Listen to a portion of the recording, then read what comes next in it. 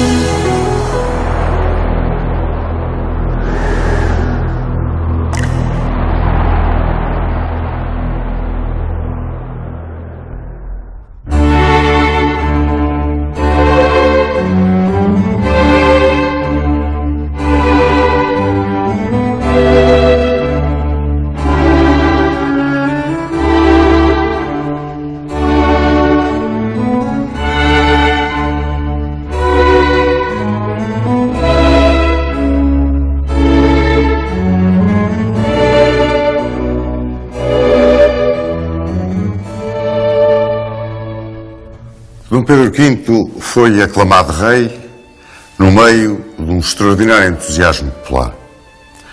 Poucos monarcas terão despertado logo de início tanta simpatia junto do povo português como o jovem monarca que agora subiu ao trono. De aparência débil, muito jovem,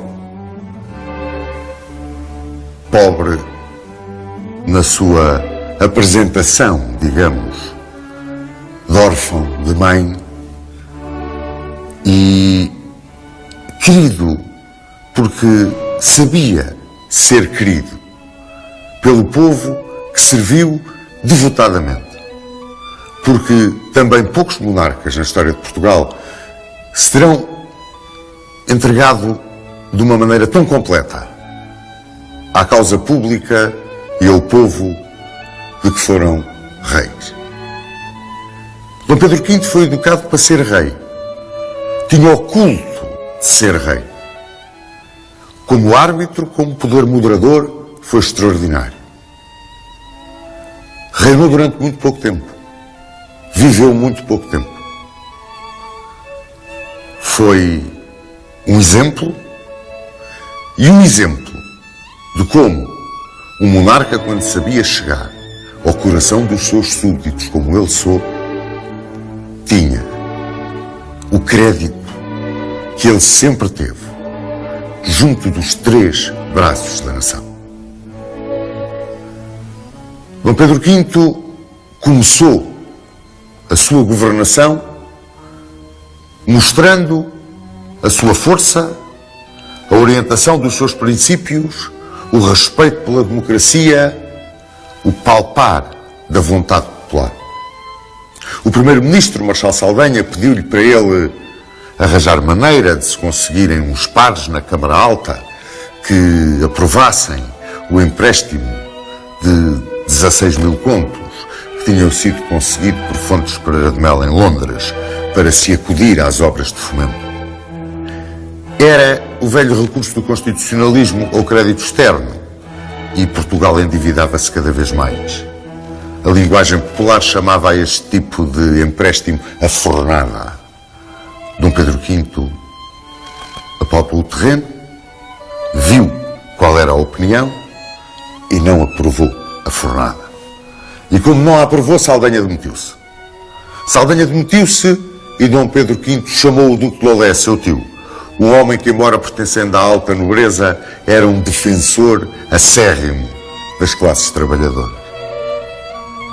Chamou o Duque de Lolé a formar governo e o Duque de Lolé formou governo com conservadores, com históricos. Ainda não existia o Partido Regenerador.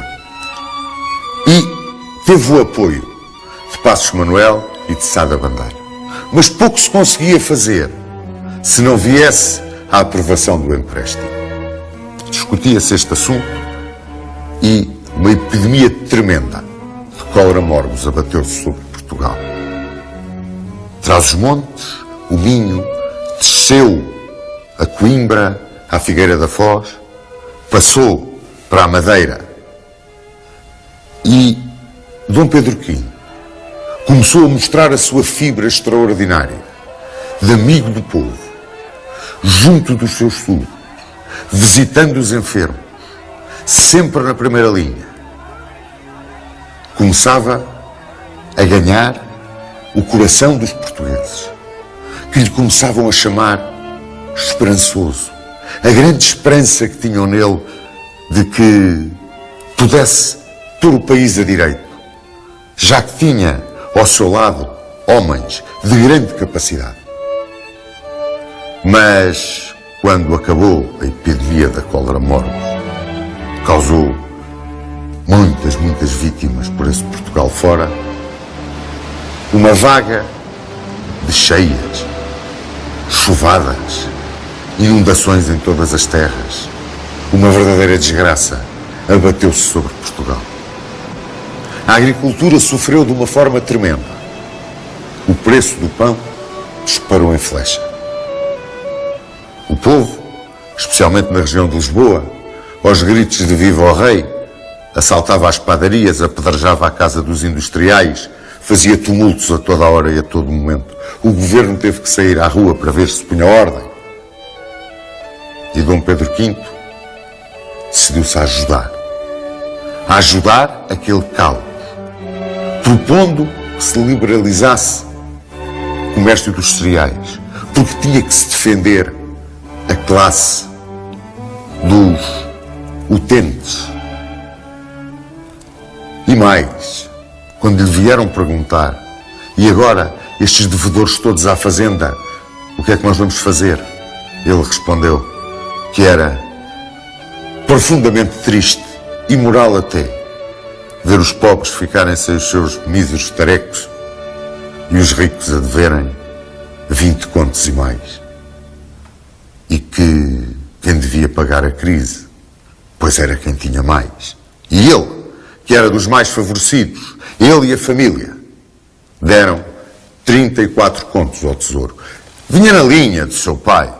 Tantas e tantas vezes acudiu Dom Fernando ao tesouro, acudia agora Dom Pedro V e dizia: parte deste dinheiro é dos meus irmãos e é um empréstimo, mas a minha parte não quero que me deem nada de volta, porque esse é o meu dever. Extraordinária esta alma. Acudia do seu bolso, começava a ser muito amado. É curioso que na história são os dois cognomes, o esperançoso e o muito amado.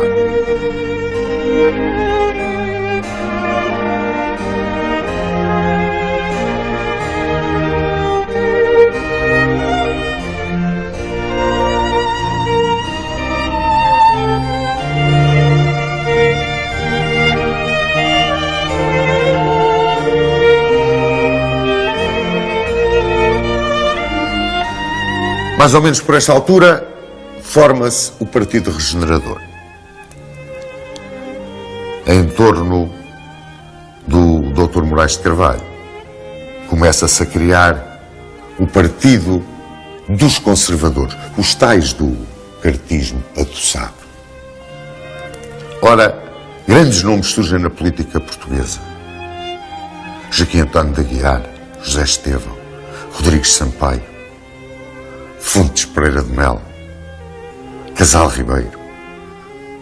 O fontismo avançava a passos de gigante. Ainda Fontes Pereira de Melo não era primeiro-ministro. Mas já mexia tudo. A sua alma de estadista, o seu comportamento exemplar.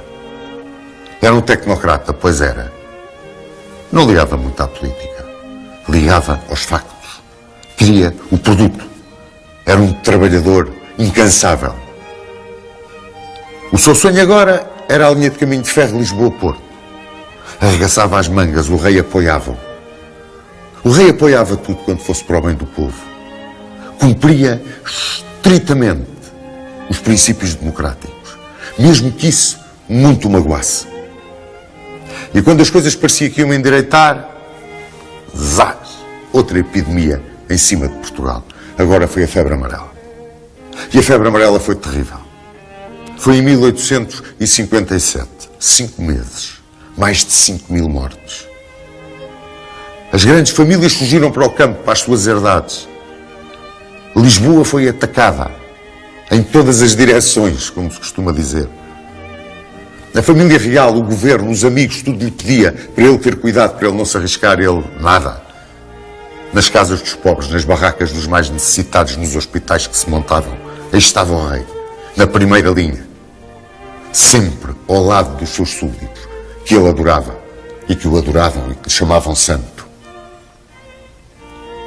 Quando as coisas se compuseram, arranjaram uma noiva de categoria extraordinária para um homem de extraordinária categoria. Casava Dom Pedro V com Dona Estefânia de Hohenzollern-Sigmaringen. Uma miúda da mesma idade dele, ela era um catraio. Oh, meus amigos, o rei era um gaiato. Mas era um homem, em toda a acessão da palavra. Era muito mais do que um político, era muito mais do que um chefe de Estado. Olhava para o seu povo como um pai. E encontrou em Dona Estefânia a mulher ideal. O Marquês de Lavradio pediu em casamento para o rei. O Duque da Terceira foi buscá-la. Casou por procuração. Em 17 de maio de 1858 chegava a Lisboa e conquistava imediatamente o coração dos portugueses. Estava sempre ao lado do marido, acompanhava-o em todas as iniciativas. Era a grande amiga dos pobres. Tudo parecia caminhar com este casal real que simbolizava a própria monarquia. Simbolizava a própria monarquia junto do povo português.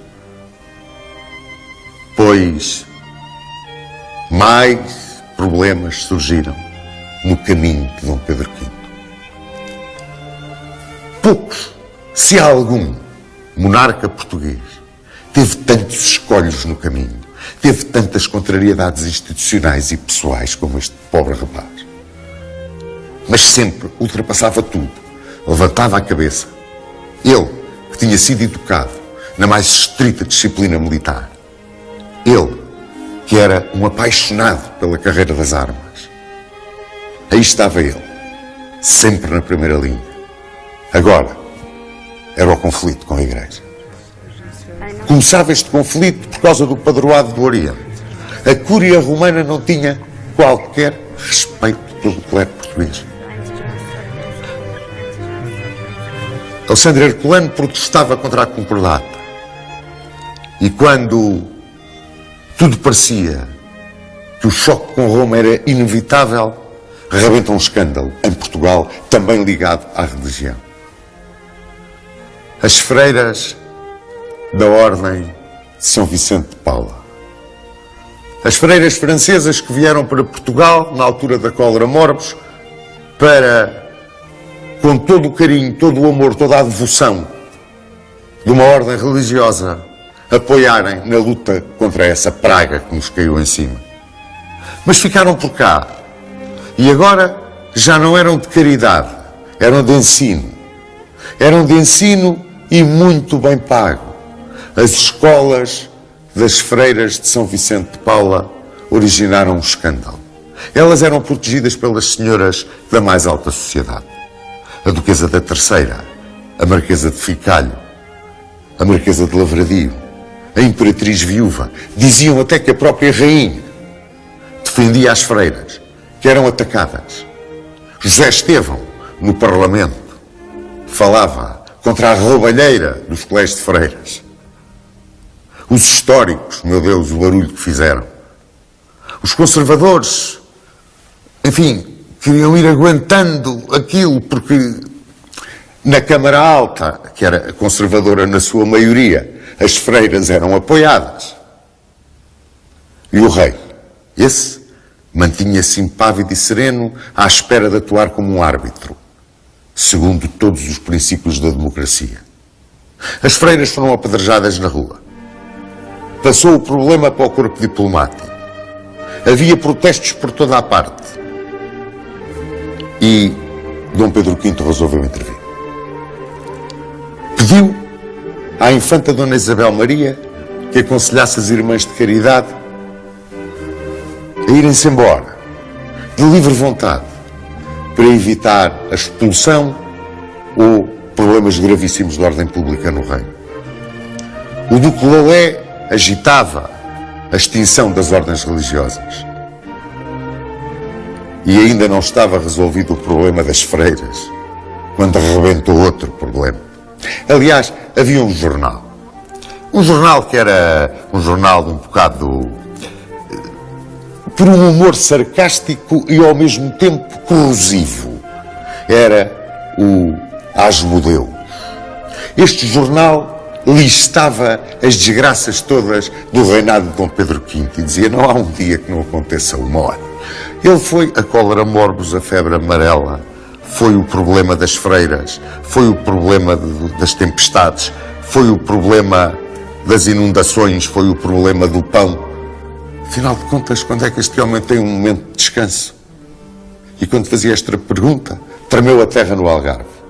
Um tremor de terra brutal no Algarve, mas outro tremor de terra acontecia no mundo da política. Calculem que nas costas de Moçambique a marinha portuguesa capturou um navio francês que estava a piratear. A piratear, é autêntico, a piratear nas águas de Moçambique. Era o Charles e Jorge. Depois capturou-se o navio, prendeu-se o comandante e multou-se o armador. E o armador protestou para o governo francês. E o governo francês começou a pressionar Portugal. E Portugal pediu uma mediação internacional neste assunto. E o governo francês disse que aceitava a mediação da Holanda, mas que Portugal tinha 48 horas para devolver o barco, libertar o comandante, pagar a indemnização, porque vinham 4 navios de guerra a caminho do Tejo. Napoleão III zombava da nossa fraqueza.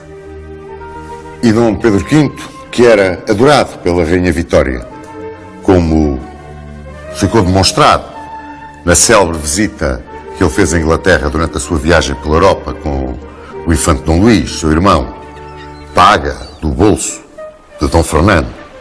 Paga do bolso de Dom Fernando. Essa viagem que ele fez pela Europa e que foi recebida em Inglaterra de uma forma extraordinária pela Rainha Vitória, que tinha, por aquele rapaz, uma infinita admiração. Era muito amiga dele. E ele pediu a intervenção da Inglaterra. Mas é claro, a nível das nações, como sempre vos tenho dito, há interesses, não há amizades. E a Inglaterra não fez qualquer intervenção. E nós tivemos que libertar o navio, libertar o comandante, pagar a indemnização. E Dom Pedro V disse: esta é a cobardia dos fortes. Para bater nos pequenos, são os ases. Guerra Junqueiro chamava a Napoleão III um anão com o nome de um gigante. Falou pela boca de Deus. Um anão com o nome de um gigante, era aquilo que ele era. E a Guerra Franco-Prussiana, 1870-71, mostrou bem.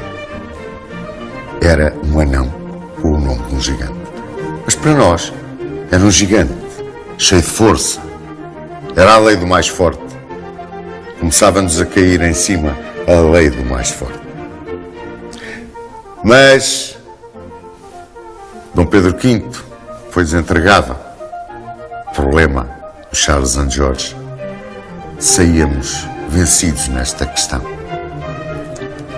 Mas o seu prestígio em nada descia, em nada decaía. Mais, até ia subir. Ele, com a sua clarividência de chefe de Estado, apoiou uma forma de estabilizar a vida política portuguesa. E uma forma, quase durante meio século, serviu perfeitamente a Portugal. O rotativismo. O rotativismo no governo e na oposição. Criavam-se duas forças políticas, de objetivos e filosofias não muito diferentes, capazes de, ora um no governo e outro na oposição e vice-versa, conduzirem a política na direção dos objetivos estratégicos que levassem ao engrandecimento de Portugal e à solução das crises que de longa data o atormentavam. O rei lá estava para dirigir a nau do Estado e apoiar esta política. E apoiar esta condução política, digamos assim. Começava o rotativismo na sua primeira fase. Era a inglesa. Ou seja, havia um partido conservador e havia um partido progressista. Neste momento, os regeneradores eram os conservadores, os históricos eram os progressistas. Com o tempo, Anselmo José Branco Campo levaria os históricos a serem realmente o Partido Progressista. A inglesa funcionava como ainda hoje. Eleições, o partido ganha as eleições, o rei convida o líder do partido vencedor a formar governo. E o outro partido vai para a oposição. E assim vão alternando neste rotativismo. Em Portugal a coisa não era bem desta maneira. Quer dizer, no sistema rotativista, democrático, um governo é governo porque ganha eleições. Mas em Portugal era ao contrário. Ganhava eleições porque era governo. Quer dizer, o rei demitia o gabinete, nomeava um gabinete e marcava eleições. Ou seja, quando as eleições se davam já havia governo. Portanto, na esmagadora maioria dos casos, o governo ganhava as eleições. E ganhava as eleições recorrendo a um truque, um velho truque espanhol, o truque do caciquismo. Todos nós já ouvimos falar do caciquismo político. Meu Deus, se ouvimos falar do caciquismo político. É muito simples. O partido tem os seus homens de confiança metidos na administração. Vão até ao nível das freguesias, das paróquias, naquela altura. E controlavam a vida com ofertas, com pequenas corrupções, enganando muitas vezes o povo, prometendo gato por lebre, favorecendo empenhos, enfim, arranjando uma clique que na altura das eleições chegava às urnas e votava nesse partido. Este sistema do caciquismo, que mais tarde, vamos ver, no reinado de Dom Carlos, foi acusado pelos franquistas de corrupto, de barriguista. Este sistema do caciquismo servia perfeitamente na altura aos desígnios do rotativismo à portuguesa. Talvez porque o rotativismo à portuguesa não tinha, no fundo, a verdade democrática do rotativismo britânico, talvez tenha sido por isso que falhou.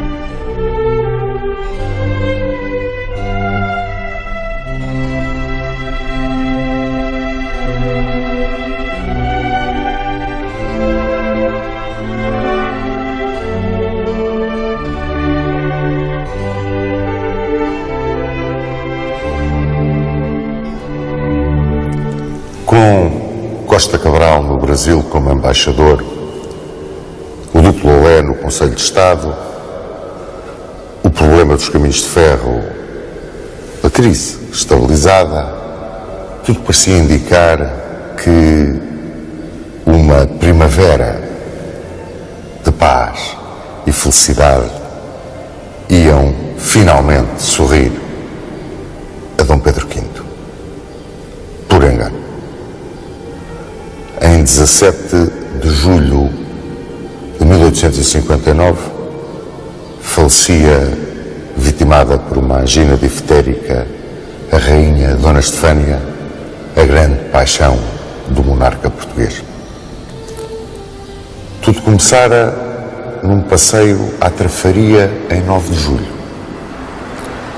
A rainha recolheu as necessidades, muito indisposta, com muita febre, sentindo-se terrivelmente doente. Os médicos diagnosticaram aquela doença mortal de necessidade na altura. E a jovem soberana morreu no meio de grande sofrimento. Dom Pedro V teve um choque tremendo. Ficou arrasado. Ele adorava a mulher. E a mulher era a companheira ideal na vida privada e na vida oficial. Um coração para a terra, um anjo para o céu. Mais ou menos isto foi a definição que Dom Pedro V deu da sua falecida esposa. Mas como se isto não bastasse, em 26 de abril de 1860 morre o Duque da Terceira, chefe do governo, homem da máxima confiança de Dom Pedro V, que muito admirava. Os golpes sucediam-se na moral deste homem excepcional que reinava em Portugal. Mas o Duque da Terceira deixava em aberto a questão do Ambriz. E quem a resolveu foi Sá da Bandeira, quando era ministro no gabinete de Lolé, que tinha sucedido a Joaquim António de Aguiar. Eram governos a mais. Era uma situação novamente instável. A questão do Ambriz opunha Portugal à Inglaterra. Era o Ambriz e Cabinda. A Inglaterra disputava o nosso direito àqueles territórios. Nós éramos capazes de afirmar a nossa posição ali. Tínhamos direitos históricos há séculos que lá estávamos. Foi pedido uma arbitragem internacional e a arbitragem internacional deu razão a Portugal. Mas esta vitória diplomática não minorou todas as desgraças que atormentavam o nosso rei. Uma vaga de tempestades, inundações, desgraças na agricultura caiu sobre Portugal. Até o Caia alagou tudo à volta dele. Gente sem abrigo, gente com fome, campos destruídos, indústrias destroçadas, a agricultura arrasada. E Dom Pedro V, chamando todas as forças de dentro da sua gigantesca capacidade de reação, enfrentou tudo, desceu à rua, foi para junto do seu povo, onde sempre quis estar e onde sempre esteve nos momentos mais críticos. E o povo adorava-o. Ele sabia isso. Na sua visita ao Porto, enfrentou todas as críticas, porque havia um setor da sociedade que o criticava muito, chamavam-lhe o alemão. E enfrentou todas as críticas no Porto, quando, dando um pontapé no politicamente correto, foi à prisão visitar Camilo Castelo Branco, que ele estava recluso por causa do problema da sua ligação amorosa com Ana Plácido.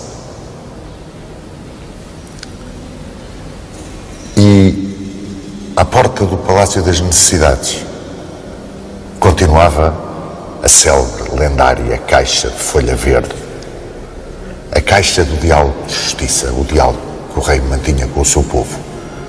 A caixa que ele ali tinha guardada por um sentinela, onde os cidadãos iam depositar as suas queixas. Ele que gostava tanto de falar com o povo, não podia falar com toda a gente. Era a maneira que as pessoas tinham de falar com ele.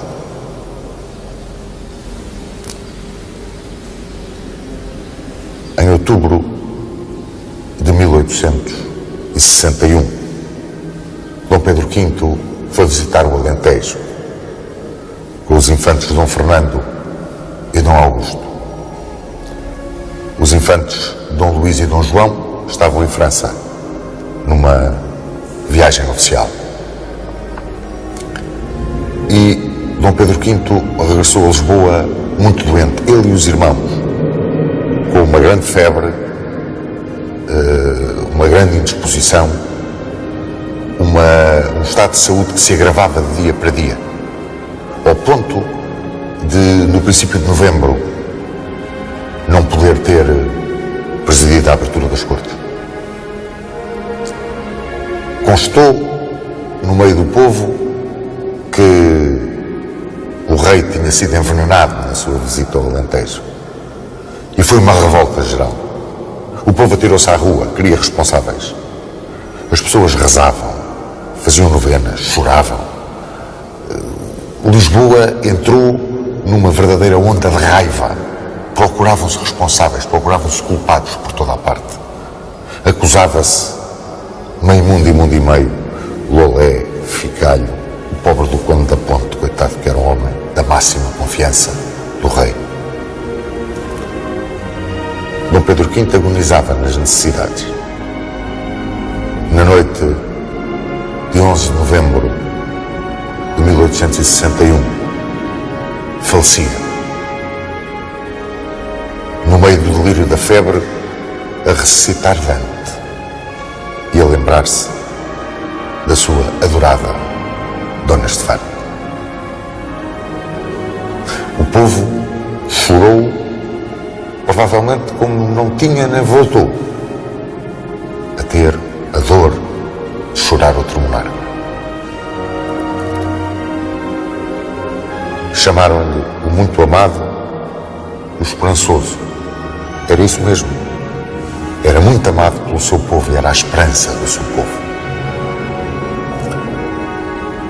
Eu gostava de resumir o reinado de Dom Pedro V numa ideia que tenho, que talvez expresse bem aquilo que ele foi. A morte de Dom Pedro V foi uma perda irreparável para a causa da monarquia em Portugal.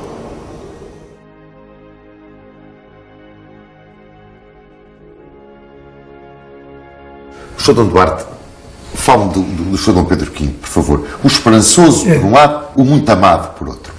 Bom, foi realmente, ele ajudou muito os governos, ajudou muito a opinião pública da época a perceber a necessidade de um progresso económico baseado em, enfim, um trabalho sério, um trabalho sistemático, e porque, obviamente, com a democracia que vivíamos, os governos, como hoje, dependem das eleições e, portanto, muitas vezes não dão continuidade ao trabalho que é começado por uns, os outros dizem que não lhes interessa e vão mudar e tal. E o rei era um elemento de continuidade. Falava com os primeiros-ministros, com os governantes, enfim, dava sugestões e acabou por ter uma influência muito positiva. Por outro lado, era muito apreciado, muito querido pela Rainha Vitória de Inglaterra.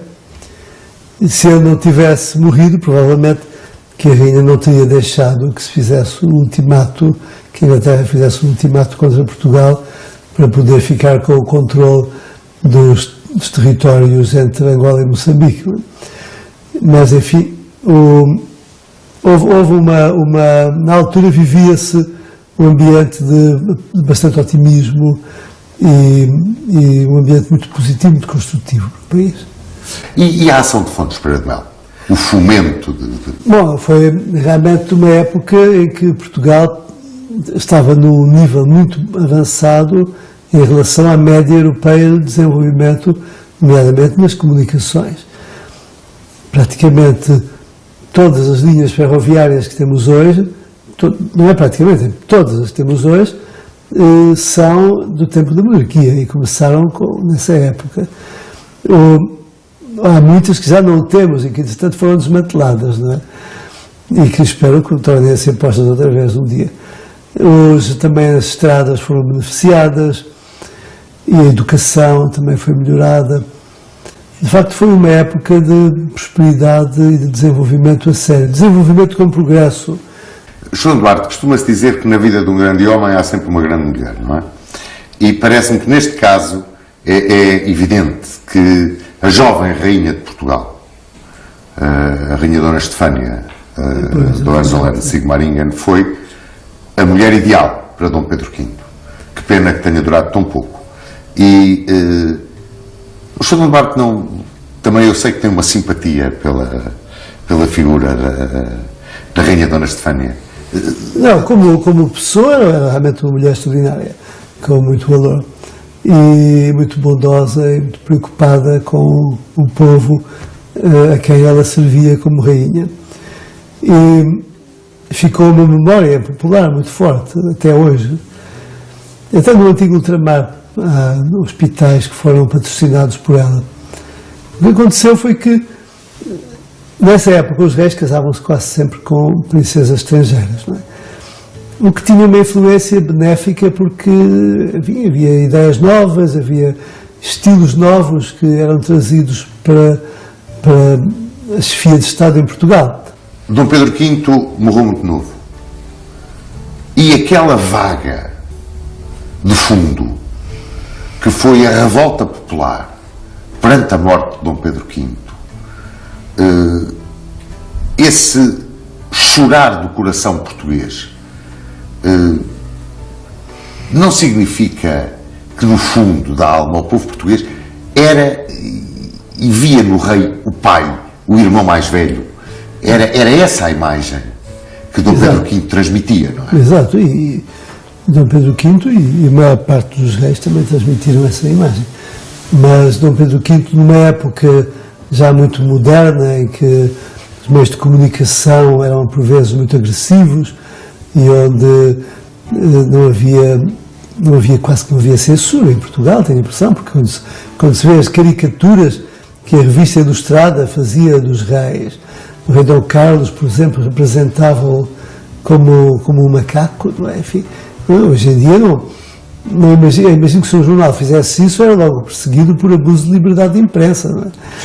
E as acusações terríveis que faziam por escrito à família real não tinham um impacto maior no povo. O povo não acreditava nisso, acreditava na boa-fé e na honestidade dos seus reis.